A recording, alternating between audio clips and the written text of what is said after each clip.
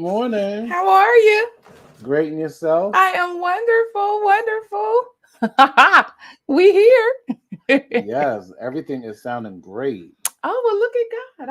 I don't know, but hey, even though I had to break it, I have to break everything down on Fridays to teach my senior line dance class and then put it all back together.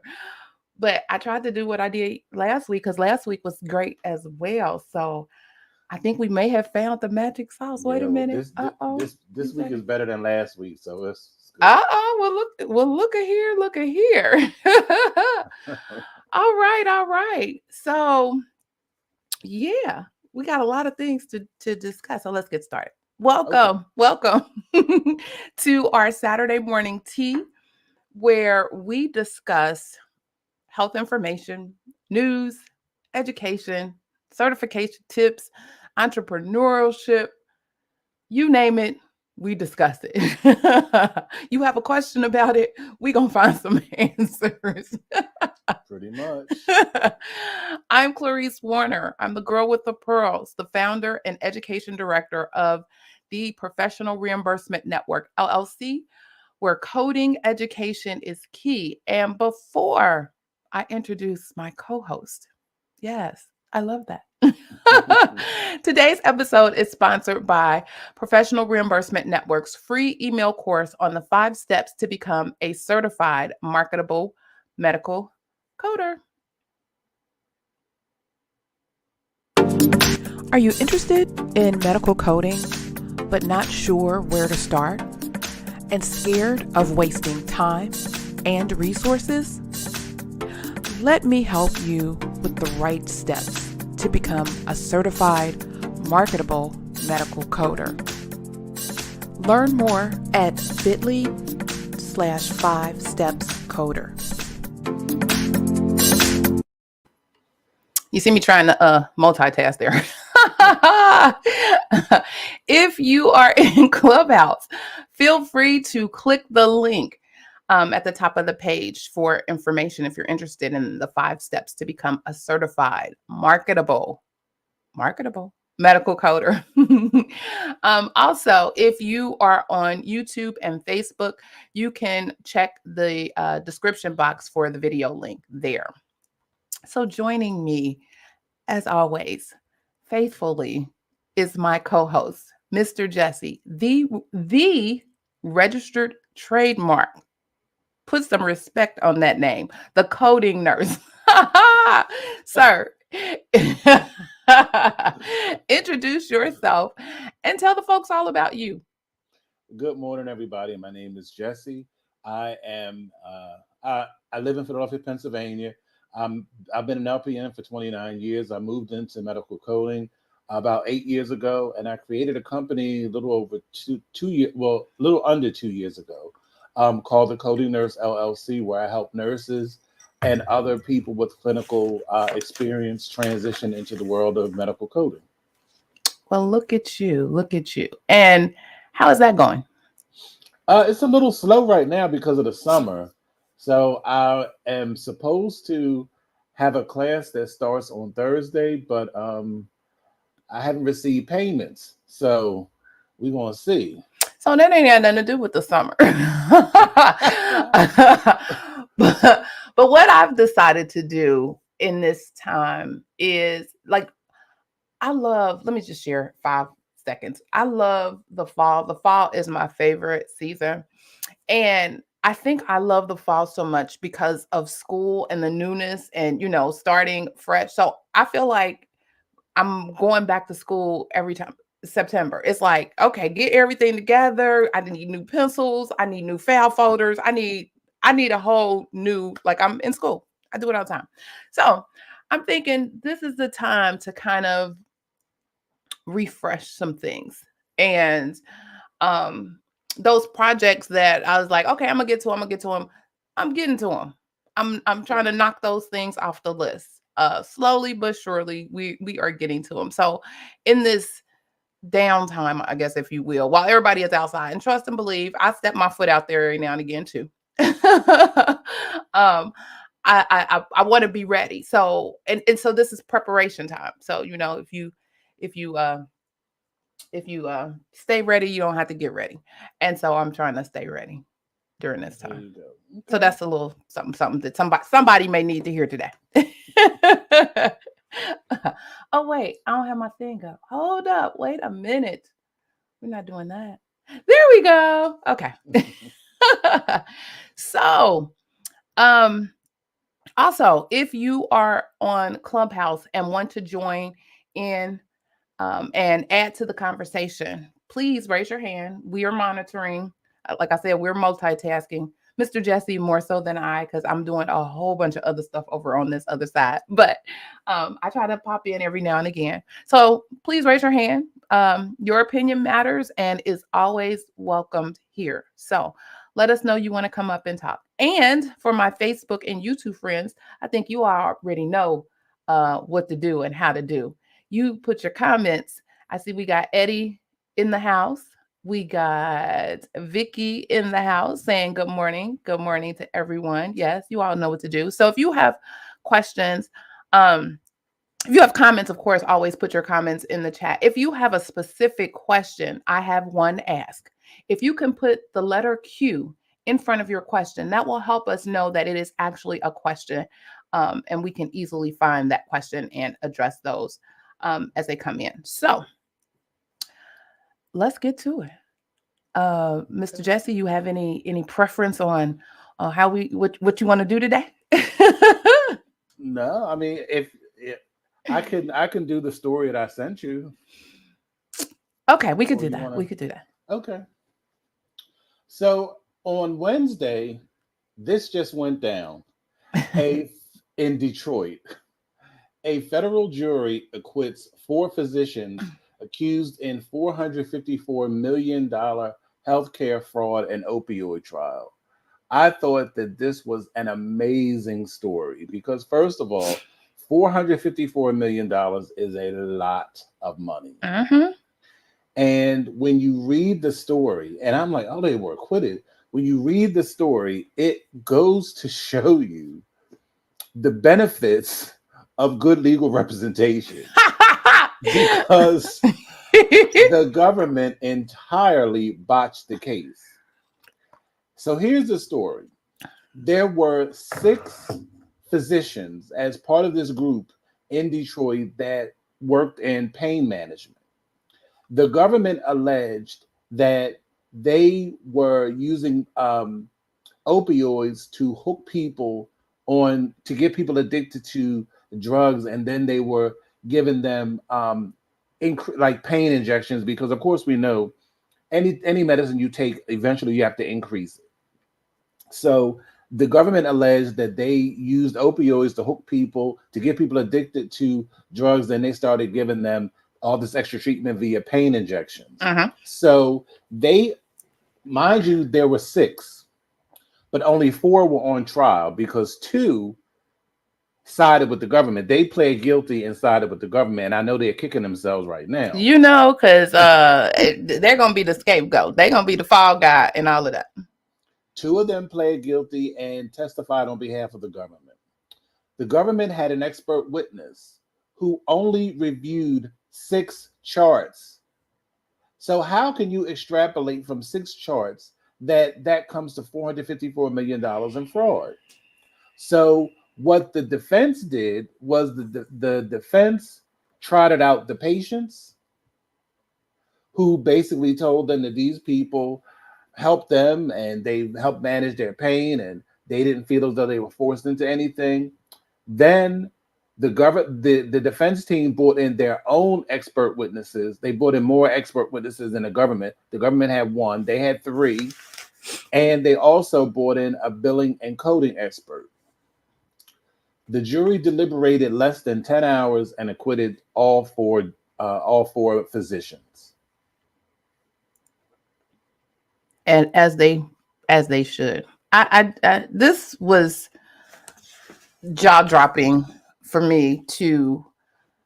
I wonder where that prosecutor is today. I'm sure looking for a position somewhere. I don't know.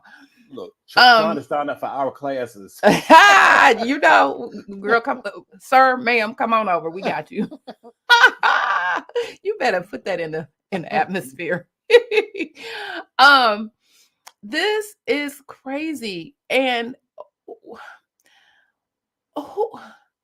so clearly, whoever was in charge here may or may not understand the process of auditing and the process of pulling all of this together. And the government is kind of clear on what they do. I mean, they have the whole RATSTAT thing, and RATSTAT is their product that allows for a statistically valid sample.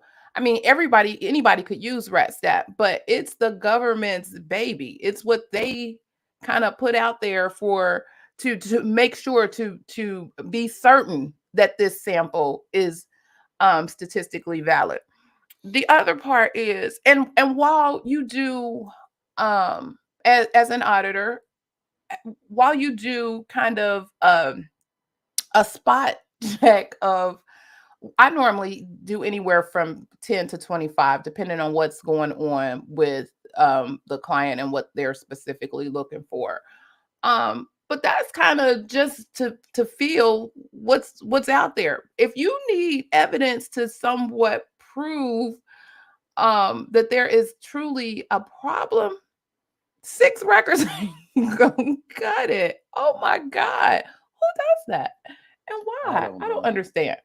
So when I was reading that, I was like, well, who in the world said y'all doing it over here? Get out. Who does that? Because all of that was wrong. And then of course there is a thorough review that must happen. I think everybody knows that as well. I just feel like there's so many things that happen here that just went wrong, that made the government side just look bad. Like, what y'all doing over there? You know what I think? I think that they relied too heavily on the other two, thinking that they were going to be the ace in the hole because they pled guilty to the charges. It was like, oh well, and yeah, look, I'm thinking about all those legal shows that I've seen because I love them. I watch most of them all the time. Well, not all the time, but when I watch TV, those are the shows that I try to gravitate towards. How, you know, they felt like, oh, we got them. We got a whole slam dunk. All the people here, they want to be, they want us to help get them off. So they're going to tell it all. Well, clearly y'all didn't tell enough. And even if you had them as additional witnesses, or you felt your case relied on them, you always come with the backup. You always got to have the plan B. They just bless their whole heart.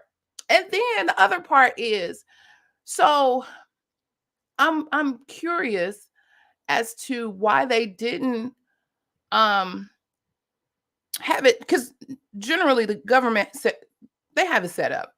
They kind of know what they know when they know as they know. And so they'll reach out to you. Hey, sir, ma'am, we're seeing a little pattern here. We've been looking at some things. You may want to, have some folks do some additional research internally to see what's happening. Then they'll keep looking and whatever, see if anything changed. Nothing changed. Tapping you again. Hey, we about to do an audit. Let's dig deeper. We done sent you this information. And usually at the audit time, there is a process where they have somebody give you information about what this audit is going to entail. Here are the guidances. Here's the regulation. Here's all the stuff. So you're well educated. Well, they'll provide you the information. Oftentimes it's up to you to go out and do that additional reading. Reading is fundamental. So here's the information. Be prepared. We need however many charts. Send them electronically, blah, blah, blah. They come back. These are the findings, and you kind of have a rebuttal. So you still get some additional education on, okay, y'all feel that this is justified. Tell us why. Well, we say this, and they go back and forth, and you have that conversation. And they still look at you like, okay, y'all not gonna change? All right, we got you. 100% review. You won't get paid. We need to see everything before we send you $1. 100% review. Oh, y'all still playing this game? Okay. We're escalating. And then at that point it begins to escalate. And that's when you see the cases and you see the stuff from the Department of Justice and all the people and all of the things and yeah. So somewhere that process didn't happen. And I don't know why. That part is amazing. I think somebody just got real greedy and thought, oh my God, we got a slam dunk, we got a win-win. We got these two providers who are pled guilty and they're going to help substantiate our case. And look what happened. Their defense team ate them up. Ate them up. I know but oh, I don't even know. Did they say who the attorneys were? Because Lord, I don't. They have the attorney that wrote the article. Right. Yeah, because they about to get all the money. Can I just Oh, and the owner the owner of the practice, he was in jail the entire time. Correct. He was in pending trial. So now you know that he's been acquitted. You know he's going to come after the government for lost wages. Exactly. Because it was a while. Yeah, it was over a year, I think. Yeah. Look at that. So, and one thing that I always tell clients, because especially and this is on the professional side, so CPT world, don't get in a bunch, sir. But I always tell them, if you feel justified in what you are coding and your documentation supports it, as well as the condition of the patient, don't shy away from the higher level codes. I mean, if again, documentation has to be there, medical necessity has to be there, the patient has to justify it. You stand on that. And I think in this case, they were standing on that. Like these people, their patients were needing the services that they were providing. They were sick enough to warrant the conditions and again services they were providing. And yeah, that was crazy. Yeah, that was crazy. And then from your story, it was interesting because as soon as you sent it to me, I'm like, okay, I get this little ping from the OIG, and they put out their semi-annual report to Congress, and they highlighted all of the things that they have their work for the past year or half a year. And they talk about their investigations, and they talk about just all of the things that they found. Some good things though. It said that there was one of the findings that I thought was a good thing, that 84% of Medicare beneficiaries received telehealth services from providers with whom they had an established relationship. So I think that is a win-win for those who provide telehealth services. And I think that was kind of a call to say, hey, you all need to continue to allow for telehealth services even after the public health emergency, and put some parameters around, because the parameters to use telehealth or do telehealth were very, very strict prior to the public health emergency. And maybe they need to think about that. The one sad part, if those in skilled nursing facilities, Jesus, so they're not meeting their performance measures at all in several of the states that they looked at. I don't know if I don't know, but yeah, it's well, we talked about that. Probably the majority. Well, this happened actually before the pandemic, but from 2015 through 2018. And so I can't point the finger at the pandemic and staffing and all of that, even though Staffing probably still has a big piece in that, but that was one of the things that was there. And just good information. That report, I think, is really, really, really, really long. But you can find that report out on the OIG on their website. And I think I linked it in the description box if you're interested in that. And so, did you What, have? Go yeah, ahead. what I found interesting was they said that roughly 1 million Medicare beneficiaries diagnosed with opioid use disorder in 2020, less than 16% received medication to treat it.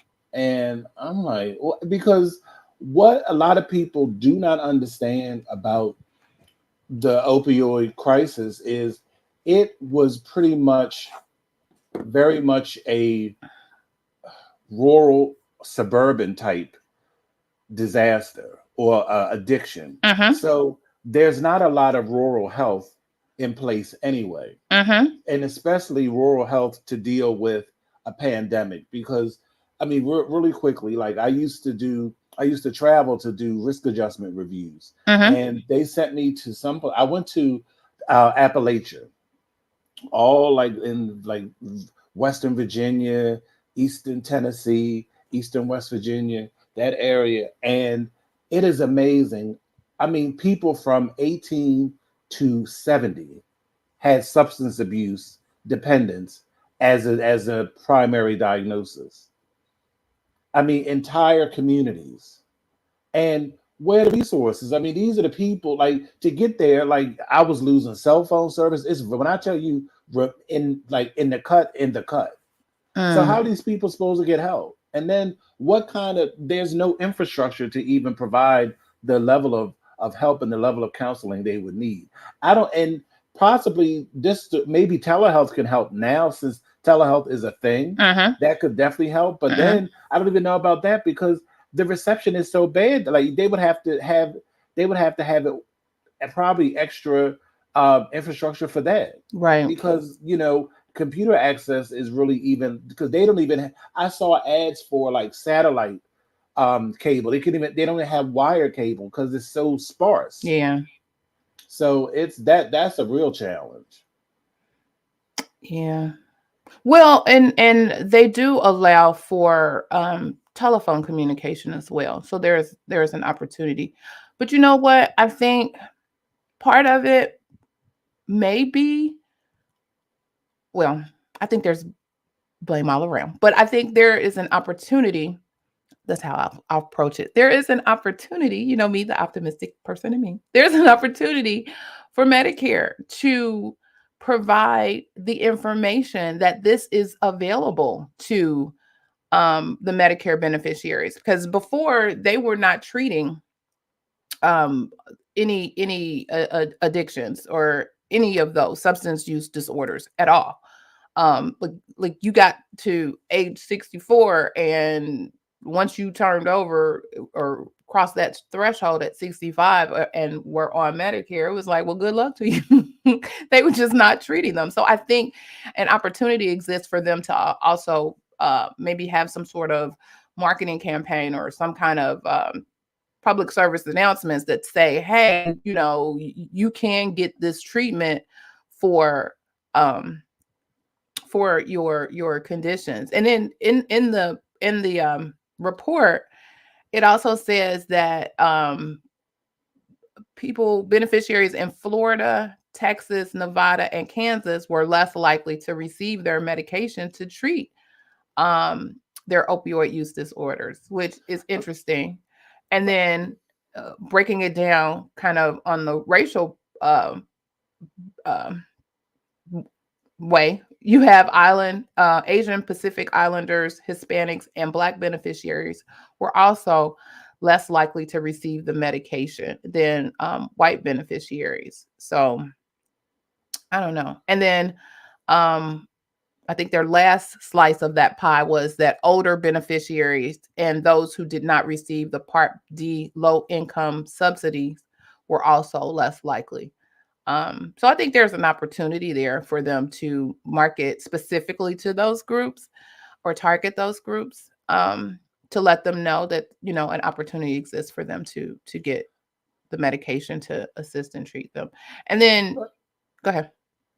but when it comes to I love when they talk about the treatment. I mean, because pretty much you treat opioids the same way you do heroin. Hmm. So the way the government has been treating heroin for years is methadone. And it wasn't until I worked in a methadone clinic in New York, and I didn't even realize until I worked in the clinic that there are methadone detox programs and there are methadone maintenance programs. Everybody, the goal of methadone is not always to detox a person off. It's to maintain a level where they supposedly can function. Hmm. And it doesn't, I mean, you do all kinds of people do all kinds of things when they get methadone, and it's just not an environment I want to work in again, because you have to do so much to make sure that they swallow. You got to put it in water and it's got to be dissolved, and you got to make sure they got to stick their tongue out because they cheek it. They do all kinds of things. Hmm. So it's just a mess, long story short. And I mean, I feel sorry for the people because they're in that situation, and there's really not a lot of help in a lot of places. In the urban areas, of course, because they've been dealing with heroin for years. So like in Philadelphia, New York, and I'm sure other cities, you can get all kinds of help. But what about, Wisconsin? What do you do there? Like, it's just, you know. Yeah, I feel you. I feel you. So I think, was it last week we talked about, did you throw out the HCC Medicare Advantage compliance audits, I, specifically for UPMC? yes, I asked, yes. So I did a little digging, and I have not to date seen any additional lawsuits or anything from from them to say, one way or the other, from the organization, regarding their claims. Um, in the reports that came out, the OIG, they actually stood by their recommendation. Sure did. Um, and it was like, that's why I said I haven't seen any lawsuits or anything against them, against the government. So yeah, they owe them $6.4 million at the end of the day. And what about Humana, the All of 190? them. So there were six, and they hit them. So far there have been six major ones. Um, I think, was Humana one of the largest? Yeah, The largest? 197. Yep. Yes. But the funny part is that all of them are, I think all of them mention, um uh, where they disagree. They disagree with their audit and statistical sampling methodologies. They disagree. I think UPMC was the only one that said something specific to the auditors, which, Yes. and their credentials, which was very, very interesting spin on that.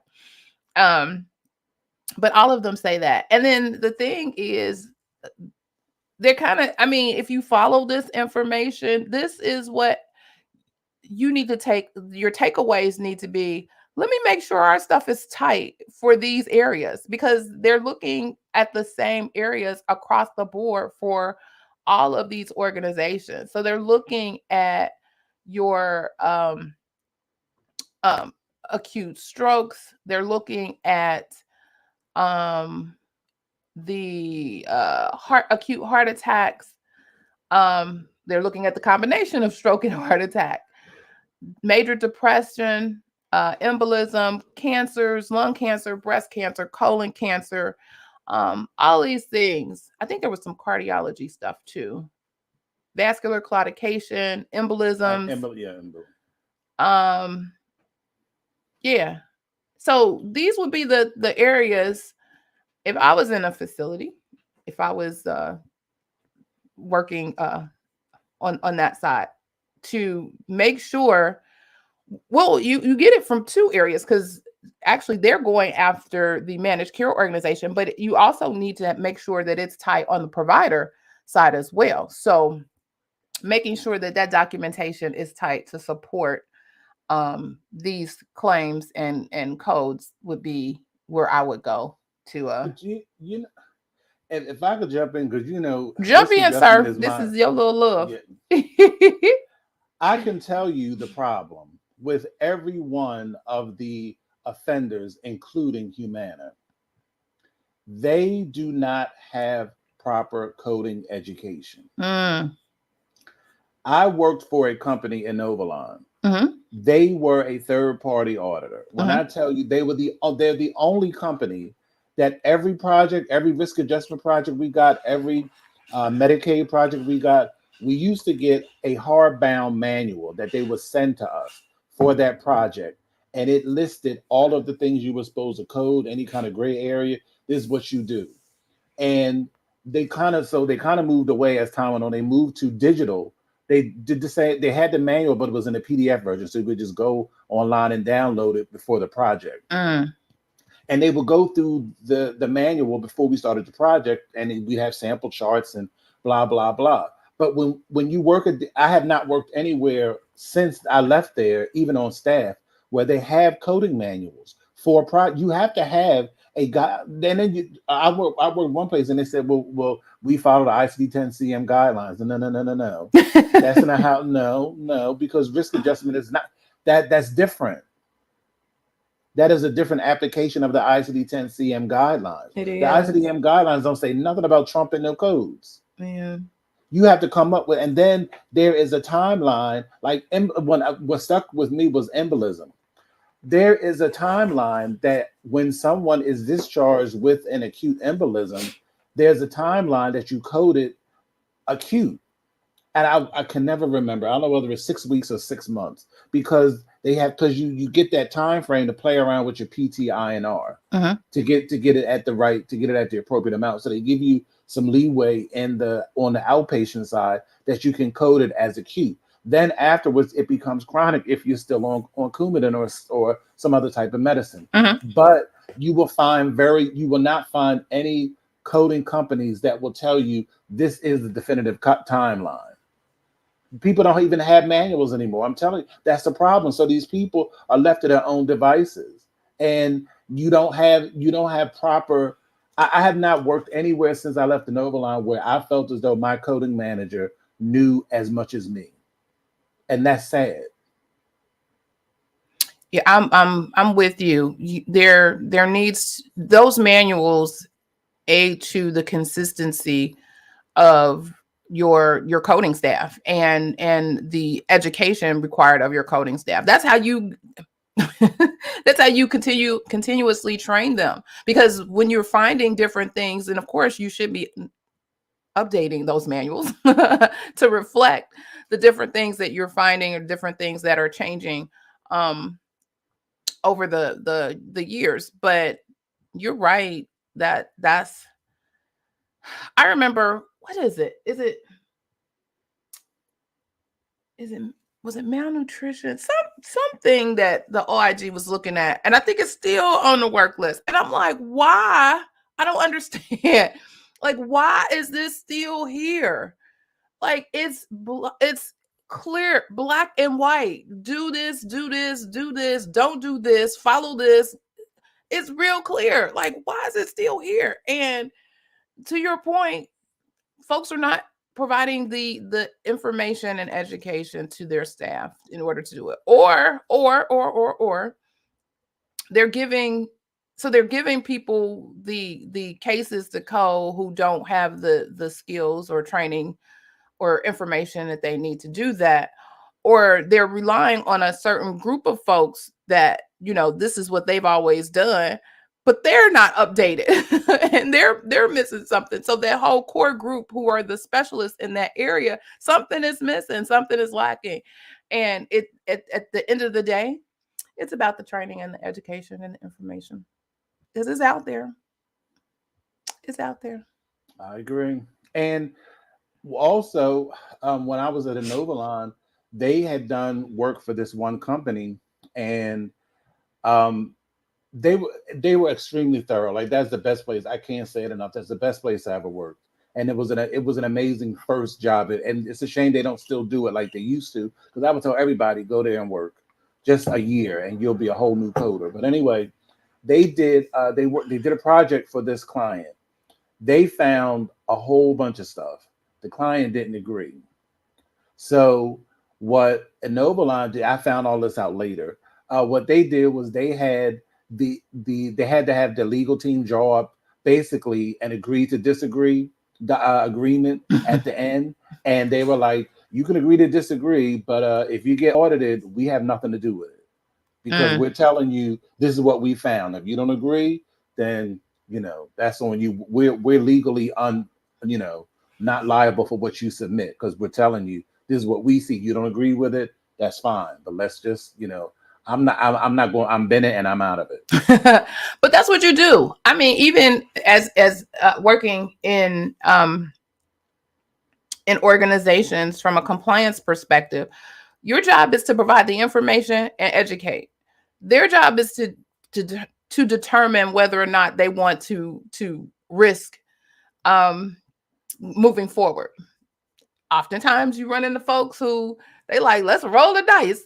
Oh, okay, dice roller. I see you out there in them streets gambling. Um, and then other times you have people who are a little more conservative, and it's like, okay, well, let's really walk through this, and let's really see what it is that we can and cannot do. And I always tell people, here's the box. This is the box that you live in. You can get as close to that edge as you need to, but once you cross over, you into a whole different territory, and now you're vulnerable. So just make sure that you're empowered with the information that you need to make those decisions.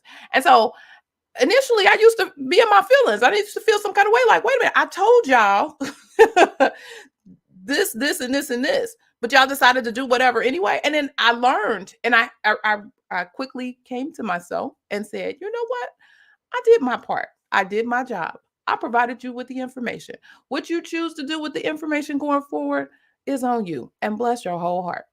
And the stress level went down. I could breathe. It was great because, again, I did my part. I provided you with what I said I would provide you with, what you needed. Now, what you chose to do with that was whatever. But then, and I also looked at it like, well, here's another opportunity because they'll be back when they need somebody to help go through charts and audit and help them untwine and figure out what to do next. But again, all of that could have been prevented if you would just, put your dice down and not Period. gamble with those things. So yeah, interesting. And then the last thing I wanted to bring up, and then we can get to the people. I think we got Saeed on the stage. We can get to Saeed. So we talked about guideline. Wait a minute, let me see. Let me do this right. Add this to the stream. There we go. Okay, so we talked about guideline section 1A19. And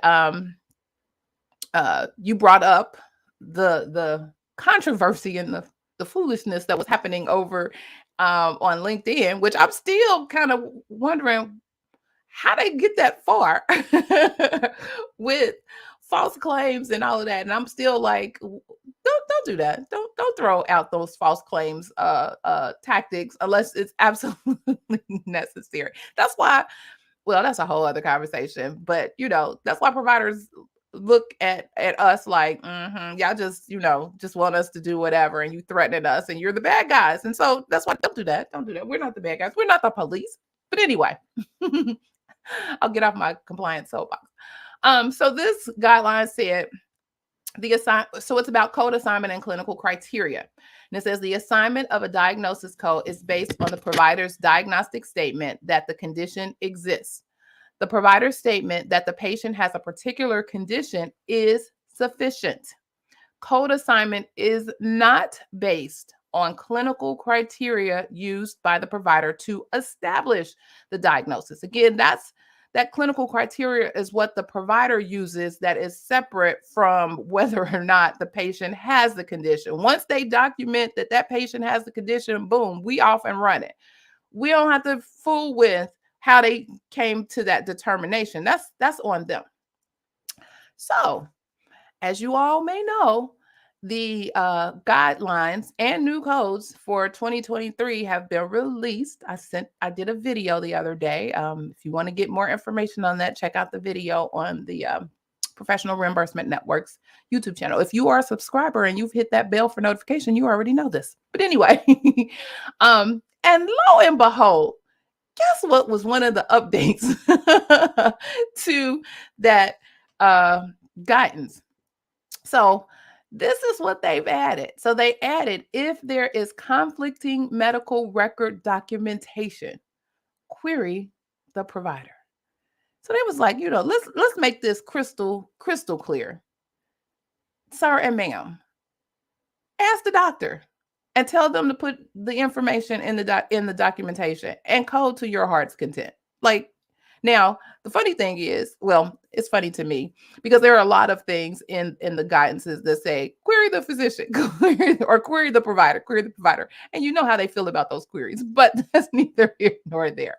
But I thought that was interesting that after all of this drama, after all of again, it's kind of straightforward and black and white to me, but after all of this drama, that this additional piece was added. What's your thoughts on all of this, Mr. Jesse? Because you brought this to our attention. I think the little caveat they added to the end, I think that was just a very safe way of saying nothing, because it doesn't really address because basically what the whole issue is, and what people are trying to say on LinkedIn is, if they're trying to get into clinical validation, which I don't believe that clinical validation is in the scope of a coder. I think clinical validation should be handled on the CDI level or on the auditing level. You're right. Not on the production coding level. You're right. So this is what it means, because, like, for instance, I have been taught that if the doctor, especially for, like, let's say morbid obesity, if the doctor is in a physical exam and they talk about the appearance, they say patient is morbidly obese, you can code morbidly obese because that is the physician's diagnostic assessment in the physical exam, whether or not they added it in the assessment. That's what I was taught. Now, judging by this, you will still be able to code it because the doctor said it. But if you went to clinical validation, it could be denied, or because he's not addressing it. He's not doing anything about it. He's okay. He identified it. She or she identified it, but there's no evaluation. There's no treatment. There's no plan. What are you doing about it? Right. And why is there medical necessity for it? Right. So, but that is beyond coding. You're absolutely correct. But remember, your guidance and guidelines are for the coding piece of it. So you're absolutely correct. So were the people, okay, wait a minute. Let me get rid of this. So were the people in the controversy on LinkedIn, were they coders, or they were a mixed bag of everybody? Yeah. Okay. And that's what I think people have to really, because clinical validation denials are a relatively new thing. Yes. And people aren't sure where it fits in. But I mean, if you are trying to make frontline coders do clinical validation, then their productivity is going to tank. It's going to go. Yes, it's going, because that's a lot. Because then you're taking the time to search and look. That's an auditing function. Exactly. No, and no. And often, and you have to look at this. Most coders, production coders, I like that term, production coders, they're not trained. They don't have that eye to do that. They're not trained for that. But that's one of the steps that we talked about, if you are interested in pivoting and shifting your career, is data validation and auditing. That's a great segue into shifting into other areas in health information Because in it's your only going to career. get bigger. Yep, it's only gonna get bigger. As you see, just look at, you see all that money? Did y'all see all that money that we talked about in that But article? one more thing. Here's my takeaway from all of it, Clarice, and for everybody in the audience. When you read these articles, the the government does not sample 5,000 cases. You only had, like, in one of those cases, like for Humana, they they um they validated 1,500 cases. So, to be quite honest, you and two of your friends can get together and get a contract to audit 1,500 cases. That's not beyond the scope of possibility. That's right. And I'm like, that was my takeaway. Sir, you better bring it. You better bring it. So I did send the information to Asha. I know I was late, but I did send the information. So um you get the information about contracting with the government through the Small Business Association. So if you go to sba.gov, and then if you go, you have to register. We talked about this last week as well. So you have to be registered um, with the government, and there's a whole checklist. It's like, I think I printed it off. It's like 18 pages long. It's a whole checklist to tell you what you need to do to register. And to register, you go to sam.gov and you provide the information that they want in order to register. Then you have another step. Now, once you're registered, you're eligible to participate. But if you want to have kind of that additional component, then there's certification. And so, if you are a minority business, if you are a woman-led business, if you are in what's the other one? The area, it has something to do with the area of your business. So if it's a like a low income area or whatever, and there's a map that tells you wherever your business location, that zip code, what if it fits into that, then there's another area. Oh, the hub zone. Yes. Yeah. So there's another area so there are various opportunities that you can be certified that allows you kind of an additional pool that you can be in, because certain larger organizations, to do business with the government, they have to attest that there are percentages of minorities, percentages of these hub places, there are percentages of people, and so that percentage pool is another pool that you can get into if you certify. The other thing, there was something else. I just had it and I just lost it. I don't know, but there. And so, to your point, Mr. Jesse, your friends can get together and you can do this as direct contract, but then you can also subcontract with larger organizations. So if larger organizations have contracts and they need additional help, then you too can be a subcontractor to those organizations as well. So there are multiple opportunities to jump in, and as you adding the entrepreneurial piece in there. I love it. Good morning, Catherine. Welcome. All right, so Saeed has been holding for a minute. And holding. And hold it. Come on, Saeed. Welcome. Well, thank you. Hi, good morning, everyone. This is Saeed from India. Actually, I'm the operations director for my own company, that is Absolute Solutions Outsourcing Private Limited, and we are a revenue cycle management firm. And Clarice, I believe that I had texted you last week regarding that. I just wanted to have a conversation with you in regards to the billing work, and you stated me that yeah, we can join the next class, but actually I missed that last week, so I apologize for that. No problem. So basically, we are looking for to collaborate with work by working remotely and grow the business with the billing, because we have for coding as well, but we are outsourcing the coding, but we don't have in-house coding, but we have in-house billing with us. So we would like to collaborate with each and every one of you regarding the billing work. So Saeed, do you work primarily internationally, or are you just doing things in the States? Actually, we work internationally because we are located in India. So we work internationally as of now, but we have plans to grow our business, and we are planning to like register our own office very soon and short, and that we can just register our own office in states. Okay. Yeah, I know you and I keep missing each other because we've had numerous conversations about thinking bigger and um, getting international and global. Oh yes. Global. So Oh yes. definitely interested in those opportunities. So yeah, we gotta connect. I got your the number that you sent me, so I think I could use that number. Yeah, that's my WhatsApp number. Okay. Okay. So yeah, we definitely need to connect. And so if anybody is in the room and interested in having those conversations, reach out to Saeed. They're doing some things and looking to expand even across the states. But if you're thinking globally and in this day and age, even what we're doing right now, this is a global platform. It's not just the people in your area, not people in your state, not people in your country. This is international. And sometimes you got to think Yes. globally. Think It big, y'all. has Think big. advantages.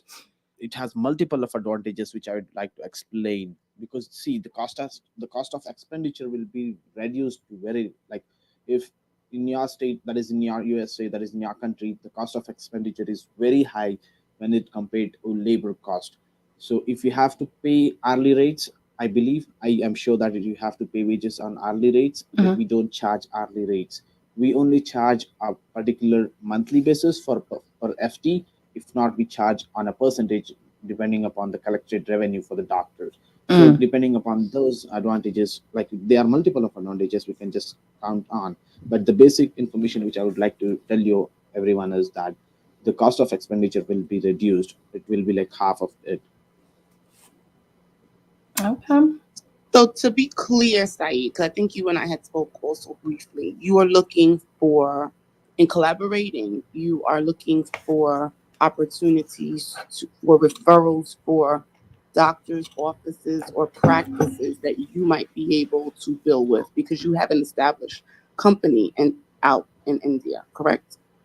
Oh yes, we are established company in India, but actually, if there is a firm who's interested in outsourcing the work to us as well, we are ready to collaborate. But though we are looking for providers as well, we are looking for multi like group hospitals as well, or private clinics as well. It depends, but we just need work.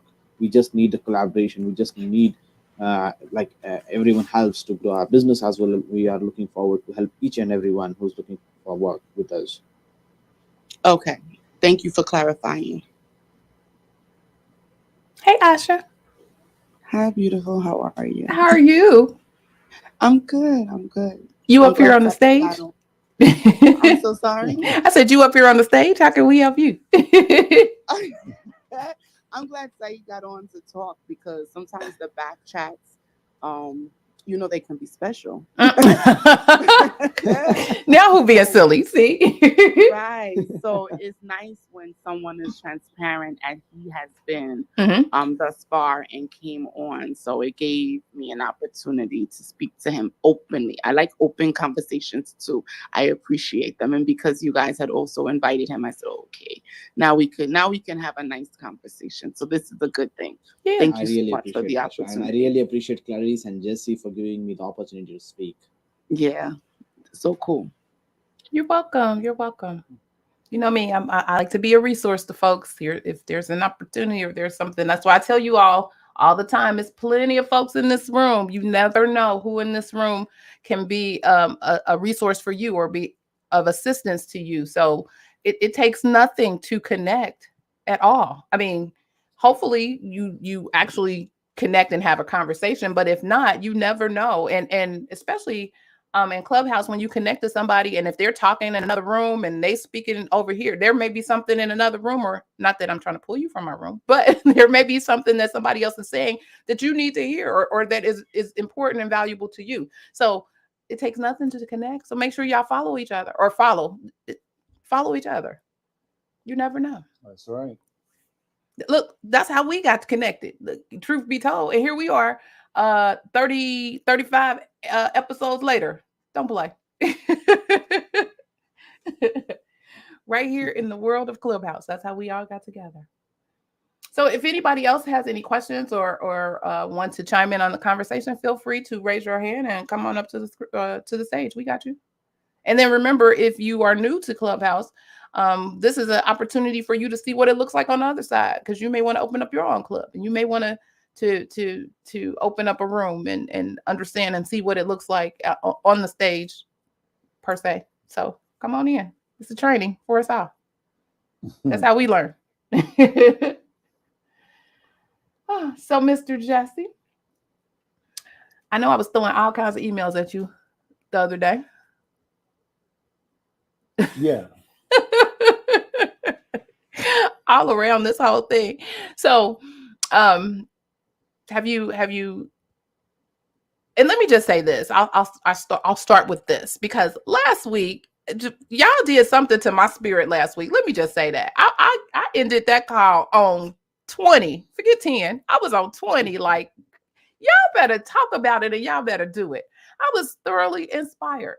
And so just wanted to share that. Like, I get things from you all as well. While I try to provide some information that is valuable and useful for you, y'all did the thing last week, and I appreciate y'all. I appreciate it. So I like having the conversation and the dialogue.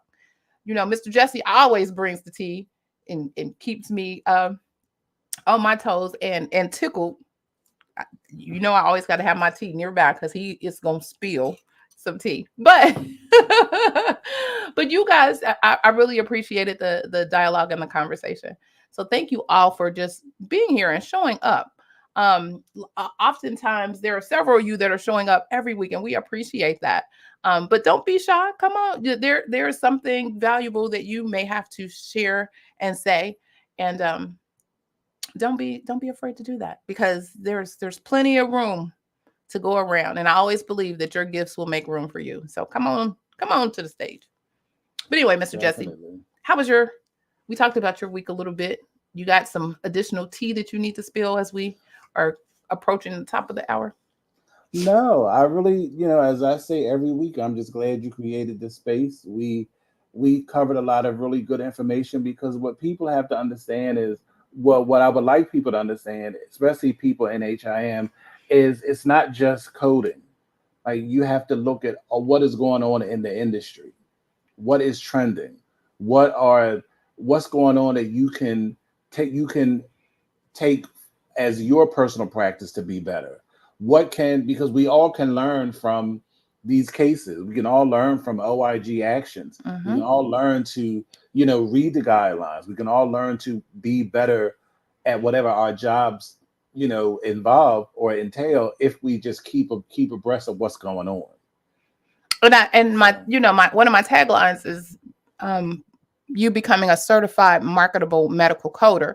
And you start with all of the things that we're doing here. You're networking, you're getting your certification, you're taking a course, you're getting your certification.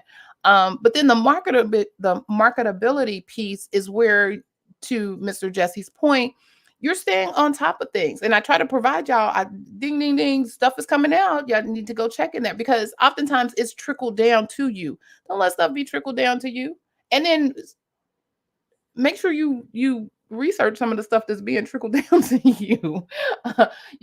Sometimes you need to put your own eyes on it, because somebody's understanding may not be your understanding, which may not be the understanding. So just make sure you take those additional steps to make sure you understand what is actually being said. I tell my students that all the time, even in the testing situation. Make sure you understand what they're asking you. You reading something and you think, oh, they want so. I said, no. Make sure you thoroughly understand the question that they are asking you. Reading is fundamental.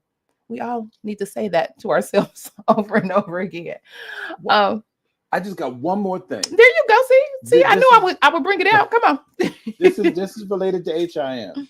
I have a Zoom meeting at 7:00 this evening with a young lady I met at one of my jobs. She was just so taken back that I was a nurse and a coder. and she was a staff nurse, like going out doing home visits. So she has since gone and gotten her CRC. All right. And she is getting into CDI, and she has she's trying to move into data analytics. Okay. She got invited to speak at NYU as a subject matter expert on data analytics and healthcare. Come on, And sis. I told her, I said, we have to talk. I said, you better position yourself right now as a subject matter expert. And I was, I'm going to talk to her to tell her some things she needs to do to put her name out there. Like, since she's a part of AAPC, whatever your chapter is, do a presentation. That's right, and that's the easy ground. That's fertile ground, and they because they're looking for people to present. They're looking for speakers, and so that's an easy opportunity for you to get in front of some folks, and provide that presentation. Get over the fear of talking. You be the subject matter expert on whatever it is, and I mean, oftentimes you can speak on anything. You can anything. So she was saying that research has shown that basically there's a gap in knowledge of data analytics with nursing and healthcare. And I told her, I said, absolutely, because my favorite word for 2022 has been gatekeeper. Yes. So and go ahead. So I told her, I said, the reason why, and I said, this is your opportunity. The reason why there's a disconnect is because the old fogies, the old gatekeepers in nursing don't understand technology. So therefore they can't spoon feed it to their light and exclude everybody else because they don't know to pass it on. When now that you can become head of the pack, you can become the big dog. Come on. You can become the one that they come to. Come on. So is your Zoom, is it something that or y'all just having a conversation, or is it something that you're going to? We're just having a conversation. Sir, I'm gonna need you to, we need her over here. So bring her in. I'll push back and direct. Y'all can have a whole platform right here on the Saturday morning. Y'all can have y'all conversation, or not that conversation, but right. Yeah. Because we're Jesse, the chapter's looking for speakers. Jesse, you talked about this. Right. Right. And here you go. Wait a minute. Hold on. I just thought we talked about folks coming to the AAPC. Y'all can present right here on a Saturday morning. Don't play. Oh, I get that. But don't play. No. I'm just saying. So for those of you who, if you just have a burning desire, we got it set up where you can actually put a whole presentation here. We could sit back and you can go, you want 3 minutes on the mic. We'll bring you in the room. You get your whole presentation and you can get over those fears and jitters. We about to be a whole training ground right here, just on. There you go. See here, I'm gonna walk away again. Like, we're gonna set this up. I produce these things for other folks, so y'all come on over here. We can help you. I truly believe that tech is the great equalizer. Yes, and we were looking. So the one lady I found,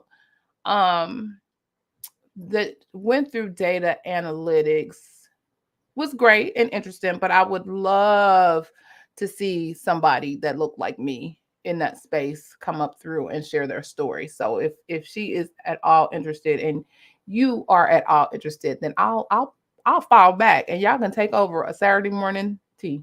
Because I even shared like a while ago how Tableau, if you have a .edu email address, you can get free access to all their training. Mm-hmm. Yeah, I heard that recently too. Mm-hmm. I do. I usually went out and got my Ceci, did you just give the church home? Bye. I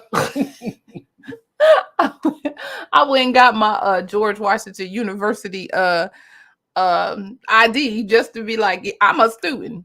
Help us. I am a student. We about to pull any and all things that we can get from a student perspective. Nobody's playing. Free 99. Free 99. Free 99. And nobody's gonna lay it out, but you got to piece it together. And this is why this room is so valuable. Like, we really spill the tea every week. There is something you can take away from this, regardless of what stage you are in your career, whether you're a student, whether you're newly certified, or in the business for years. There's something that can benefit you in this room every week. Yes. I appreciate y'all. This was great. Likewise. I really do. This good. is great. I'm so glad that we came up with this this forum for all the things that allow us to spill some tea. Go ahead, Bam. I wanted to circle back. Jesse, remember talking about last week Medicare Advantage and the quote unquote idea that it's more expensive as a product than they had imagined it to be.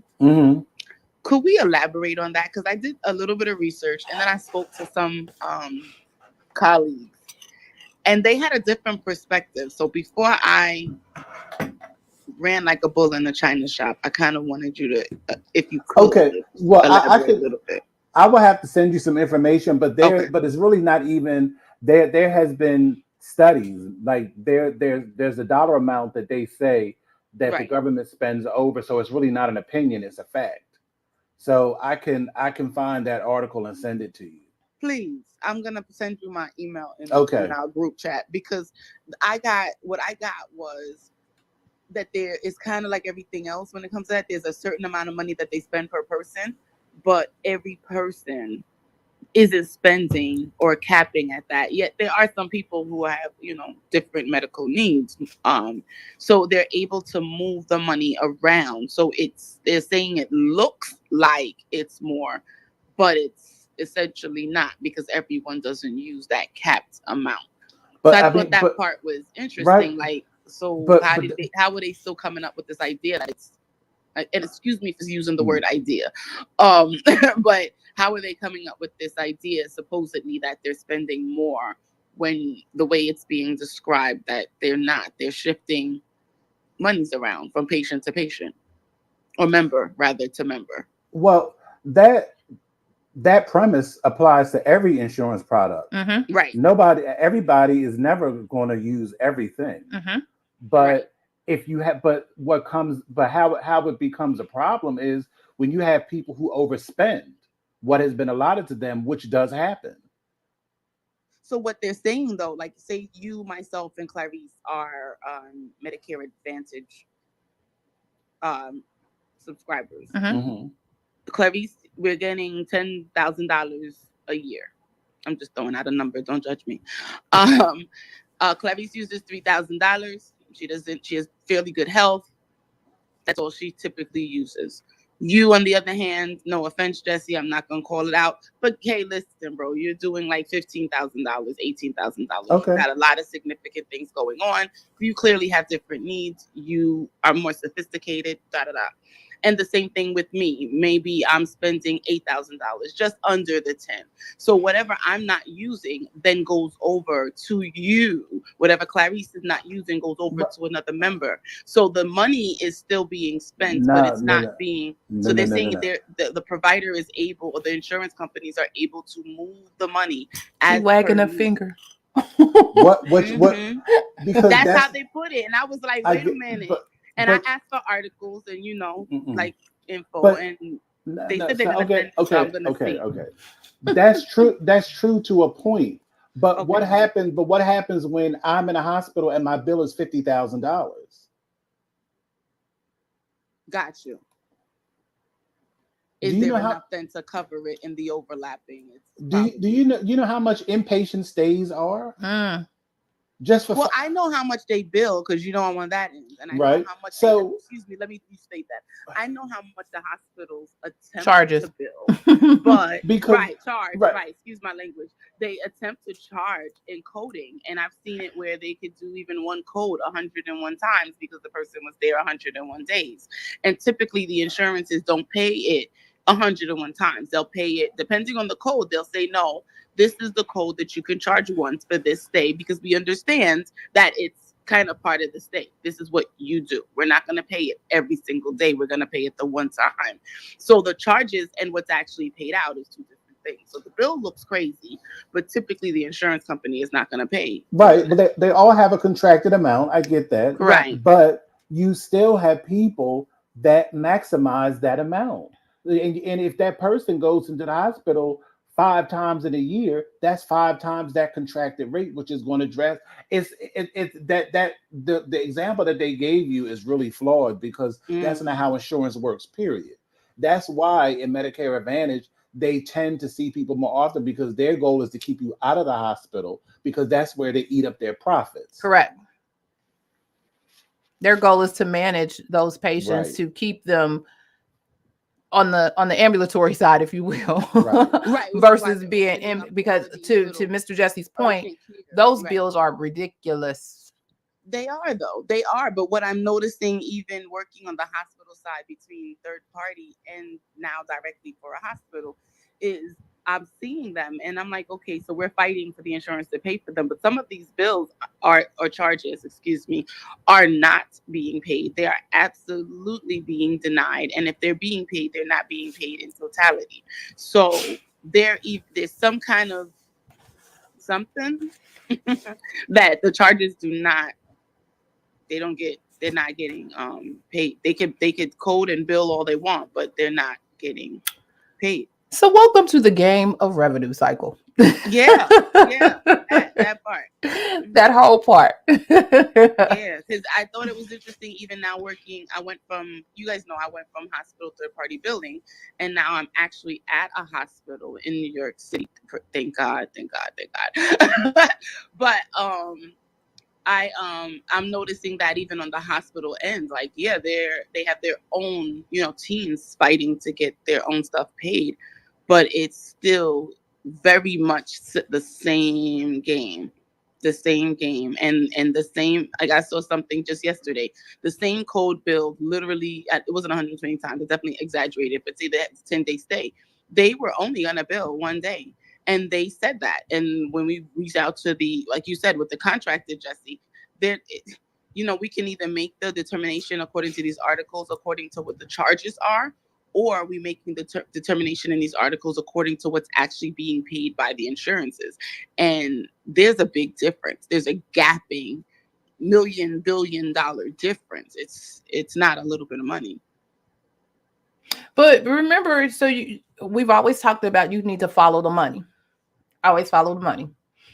Insurance companies are not designed to be paying you your money for real. Right.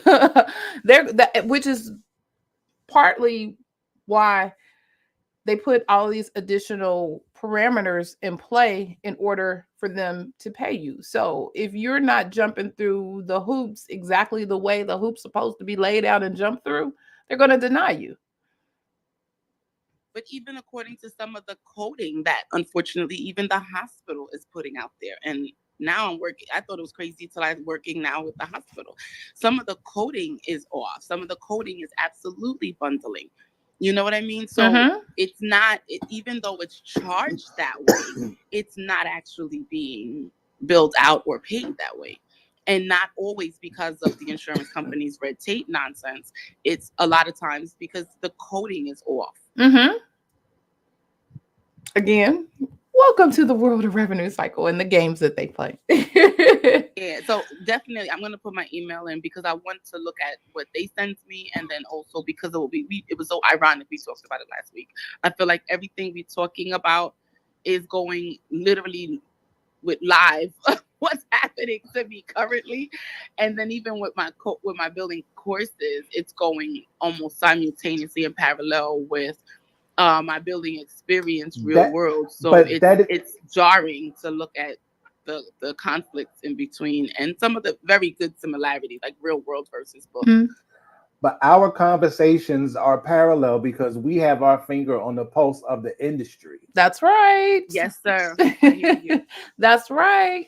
We telling you what's out there and what you need to be prepared for. And so I was saying all of that about the certified marketable medical coder, but it's also expanded to certified if you have certification within your skill, like CDI or even billing. But whatever certification you can possibly have, marketable health professional or health information professional or whatever. So yeah, it's all the things, all of us.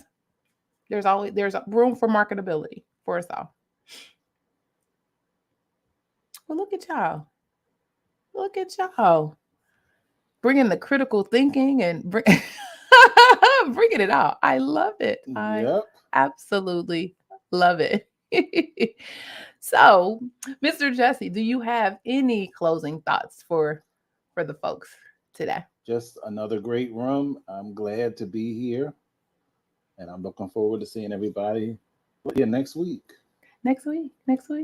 I love it. So, again, thank you all for joining the Saturday morning tea. Okay, we got you, Asha. Oh, Saeed done put his email. Everybody putting their email. They thought emails is they're everywhere. If you were back on the back channel, here's some additional emails and connections that you can make with folks if you need to. There you go. Man, wait a minute. Hold up. I got a comment. You got an AOL email though? For real? Ma'am?